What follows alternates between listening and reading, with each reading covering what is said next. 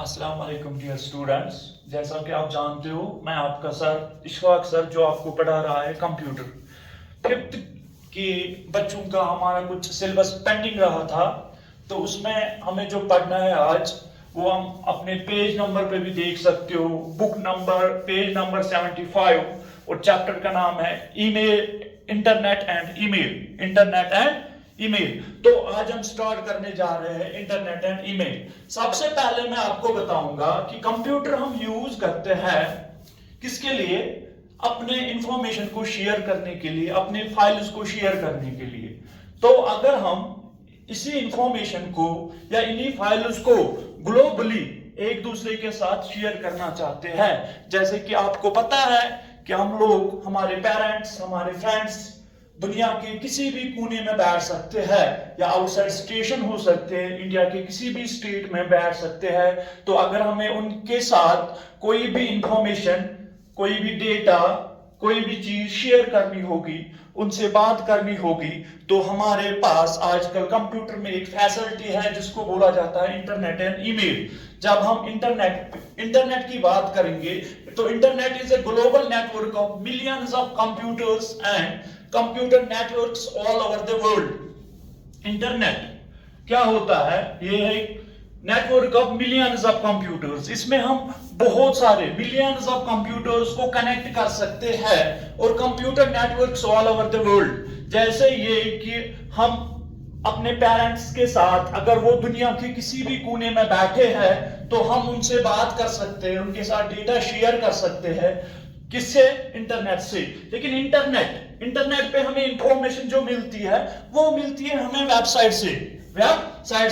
लेकिन वेबसाइट बनी होती है, वेबसाइट का बेसिक कंपोनेंट जो है, बेसिक होता है वेब पेज। और जो वेबसाइट होती है, यहां पे लिखा है website is located by. Website को हम लोकेट कर सकते हैं एक एड्रेस से, एक यूनिक एड्रेस से, जिसको हम बोलते हैं URL, that is universe resource locator. जिससे हम हर एक वेबसाइट को क्या कर सकते हैं? लोकेट कर सकते हैं, यूनिकली लोकेट कर सकते हैं। यूनिकली मीन्स, जैसे मैंने आपको क्लास में पहले भी बोला है, जब हमें किसी भी चीज को यूनिकली क्या करना होगा? आइडेंटिफाई करना होगा। तो हमारे पास, मैंने आपको पहले भी ये दी थी, मिसालें दी थी, एग्जांपल्स दी थी। जैसे हमारे घर में हमारे पेरेंट्स को, हमारे ब्रदर्स को, हमारे सिस्टर्स को क्या होती है? एक, क्या बोलते हैं इसको, आधार कार्ड पे एक नंबर होता है जिसको बोलते हैं आधार नंबर। वो भी यूनिक होता है। इसी तरह हर एक वेबसाइट का एड्रेस भी क्या होता है? यूनिक एड्रेस होता है, जिसको हम लोकेट करते हैं, उसको बोलते हैं हम URL, यूनिवर्सल रिसोर्स लोकेटर। अब हम बात करते हैं requirements to connect to internet. हमें क्या क्या चाहिए अगर हमें अपने घर में अपने सिस्टम को इंटरनेट के साथ कनेक्ट करना होगा? तो सबसे पहले जो हमें चाहिए, the things required to having an internet connection, और हमें क्या चाहिए अपने आप को कनेक्ट करने के लिए इंटरनेट के साथ? सबसे पहली चीज हमारे पास होना चाहिए कंप्यूटर सिस्टम। जब तक हमारे पास घर में कंप्यूटर सिस्टम नहीं होगा तो हम इंटरनेट का कनेक्शन ही नहीं ले सकते हैं। तो that means first requirement is computer system. उसके बाद जो हमारी दूसरी रिक्वायरमेंट है, दैट इज टेलीफोन और द केबल लाइन्स। हमें टेलीफोन का कनेक्शन होना चाहिए या हमें केबल लाइन्स होनी चाहिए। जैसे कि आपने देखा होगा, जब हम बात करेंगे आगे टाइप्स ऑफ इंटरनेट कनेक्शंस की, तो उसमें हम बात करेंगे डायल अप कनेक्शन क्या होता है। अभी रुको, आप पहले हम बात करते हैं कि रिक्वायरमेंट, हमारी सेकंड रिक्वायरमेंट है टेलीफोन एंड केबल लाइन्स। ये क्या करती है? These help in establishing the link between the different computers and the server. ये लिंक करती है हमें प्रोवाइड, ताकि हम डिफरेंट कंप्यूटर्स को अपने सिस्टम के साथ कनेक्ट कर सकेंगे। तो हमारी तीसरी रिक्वायरमेंट जो है उसको बोलते हैं modem. Modem stands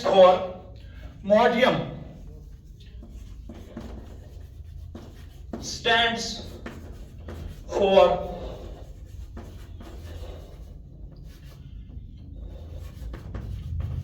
modulation and demodulation. जैसे कि आप अपने बुक पे भी देख सकते हो, modem stands for modulator and demodulator. Modulator और डिमॉड्यूलेटर की जब हम बात करते हैं, जब हम टेलीफोन पे किसी से बात करते हैं तो हमारे उस सिस्टम में, टेलीफोन में लगा रहता है मॉड्यूलेटर और demodulator.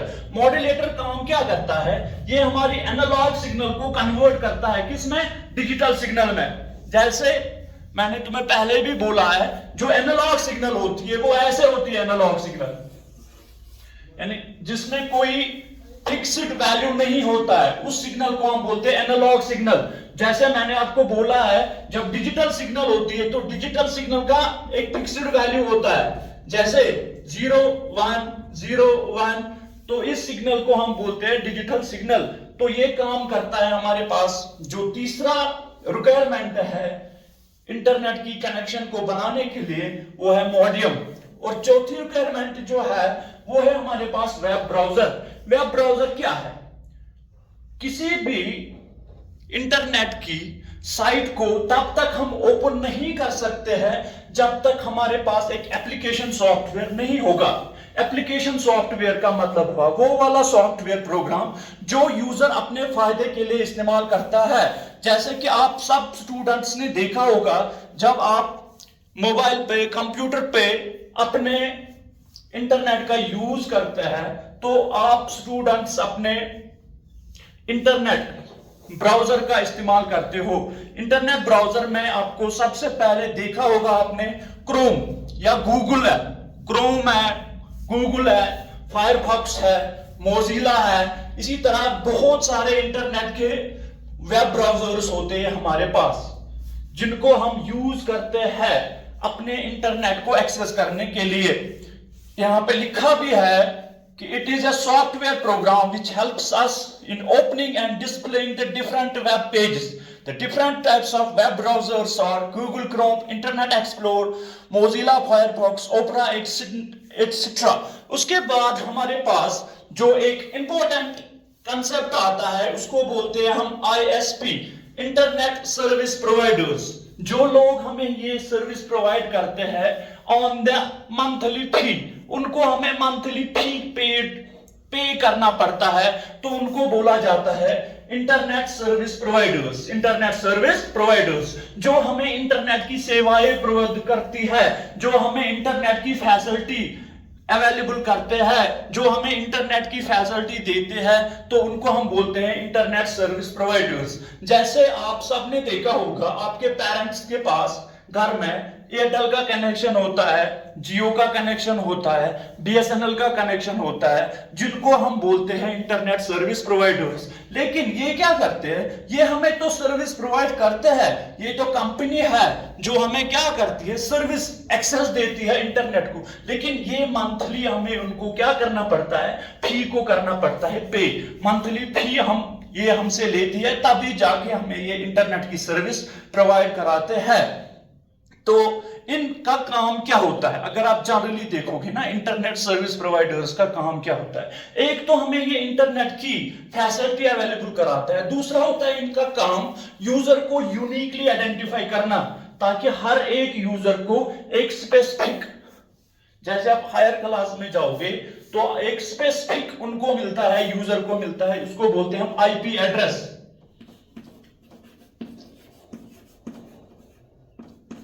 IP address that is internet provider address, जिसे हम इंटरनेट प्रोटोकॉल एड्रेस, जिससे हम हर एक यूजर को क्या कर सकते हैं, यूनिकली आइडेंटिफाई कर सकते हैं इंटरनेट पे। या इंटरनेट या यूजर की कोई भी इंफॉर्मेशन, जैसे उसका पासवर्ड, जब हम आगे जाएंगे अपने क्लास में तो हमें पढ़ना है कि हम गूगल पे एक अकाउंट कैसे कर सकते हैं क्रिएट, तो उसमें हम पढ़ेंगे इंटरनेट सर्विस प्रोवाइडर्स की डिफरेंट फंक्शंस। उसके बाद आता है हमारे पास types of internet connections. Types of internet, to connect your computer with the internet you need to internet connection.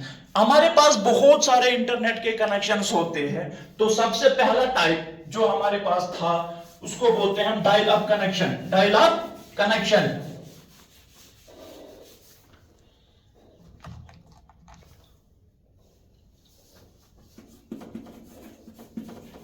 types of internet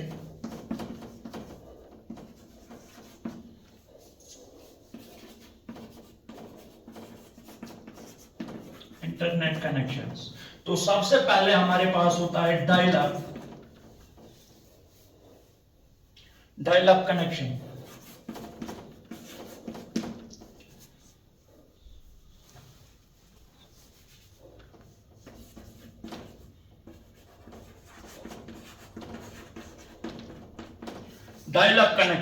dial up connection में सबसे पहले हमारे पास जो रिक्वायरमेंट होता है, dial up connection requires user to link their phone lines to the computer in order to access the internet. हमें अपने फोन को कनेक्ट करना पड़ता है कंप्यूटर के साथ, ताकि हम अपने सिस्टम में क्या कर सके, इंटरनेट की फैसिलिटी यूज कर सके। उसके बाद हमारे पास दूसरा होता है ब्रॉडबैंड कनेक्शन। जैसे कि आपको पता है, broadband provides through either the cables और the telephone companies. It is a high speed internet connection. एक हाई स्पीड इंटरनेट कनेक्शन होता है जिसमें स्पीड होती है बहुत ज्यादा, उसको बोलते हैं हम broadband. You can share the large amount of data. It is significantly faster than the dial up connections and make the receiver phone calls. देखो, अब हम जब बात करेंगे डायल अप कनेक्शन की, तो डायल अप कनेक्शन में सबसे पहले क्या होता है, जब हमने अपने फोन को इस्तेमाल किया है इंटरनेट के यूज के लिए, तो उस दरमियान अगर हमें कोई भी अपना फ्रेंड, अपने पेरेंट्स कॉल करेंगे, तो हम उस कॉल को क्या करेंगे, हम उस कॉल को रिसीव नहीं करेंगे। हम उस कॉल को रिसीव नहीं कर सकते हैं डायल अप कनेक्शंस में। लेकिन ब्रॉडबैंड कनेक्शंस में क्या करते हैं हम, एक तो हम अपना इंटरनेट भी यूज कर सकते हैं और उस दौरान हम कोई भी कॉल रिसीव भी कर सकते हैं। इसके बाद हमारे पास दो टाइप्स और है जिनको हम बोलते हैं wifi. Wi-Fi uses the radio frequency to connect the internet.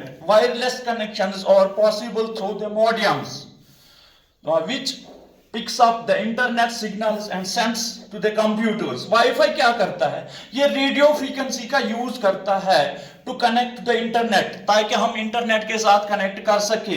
Wifi connections are possible through the modems. ये सिर्फ मॉडेम के थ्रू पॉसिबल हो सकते हैं वाईफाई कनेक्शन। जैसे आपको मैंने पहले ही बोला था, मॉडेम हम यूज करते हैं, जैसे जब भी हम टेलीफोन कॉल करते हैं तो हम जब बात करते हैं तो वो एनालॉग सिग्नल होती है, लेकिन रिसीवर तक पहुंचने के लिए, डेस्टिनेशन तक पहुंचने के लिए, तो हम उस सिग्नल को एनालॉग में भेजते हैं, लेकिन हमारे पास चांसेस होते हैं उस सिग्नल के लॉस होने के,